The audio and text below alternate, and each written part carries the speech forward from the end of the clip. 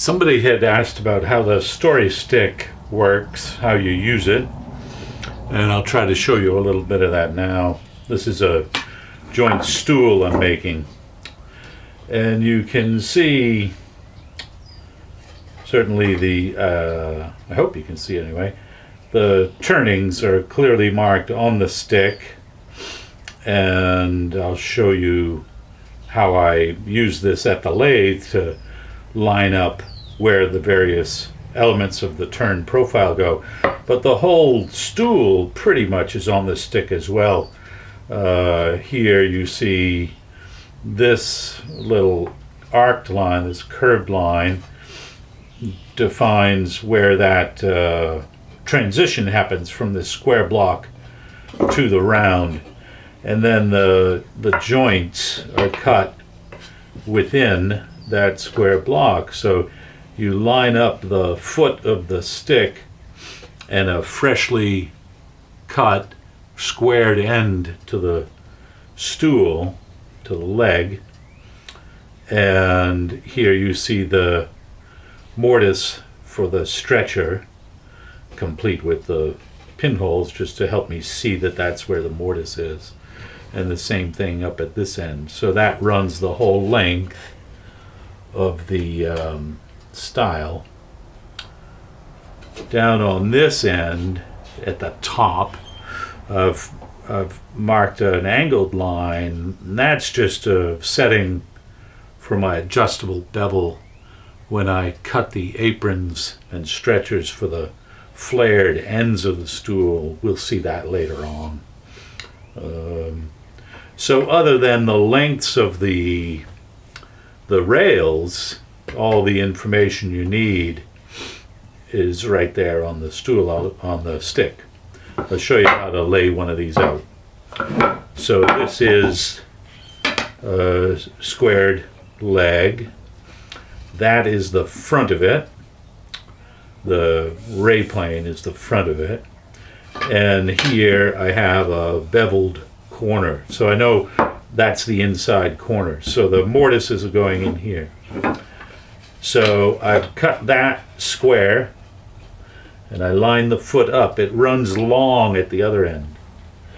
And I just am going to mark now where the squares are and where the mortise happens. And I want to make sure I reline that up. Do the same thing up at the apron. And then use a square to carry those lines. And you just have to keep track of which ones are which, because the mortises are only lined out here, but the squares are lined all across the whole stool. So the top and bottom limit there are the squares. And likewise right here. And then this is the other outside corner.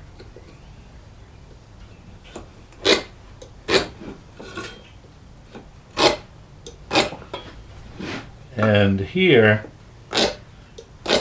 I don't mark that top. I use the bevel gauge, set to that angle,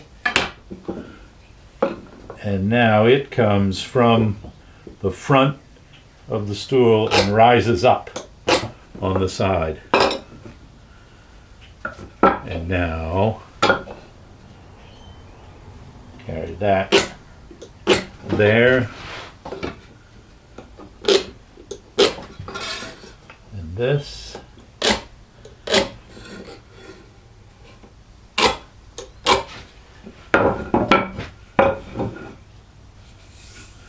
So the mortise at the apron doesn't reach the top of the stool. It's stepped down a little bit, like that.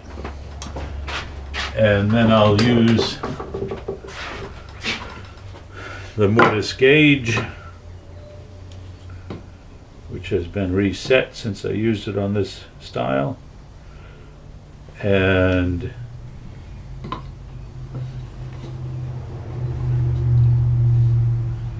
I'll just take that same setting off of there.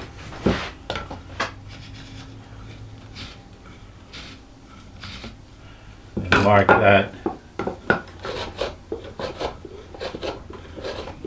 like so. Now the mortises on this side are up higher because of the way the stool cants at the ends. And I can do that like this. Now I'm setting the chair stick at the top, not at the foot. You can alternately carry those all around with the adjustable bevel and then the square to get that rise. And this is all outlined in the joint stool book I did years ago.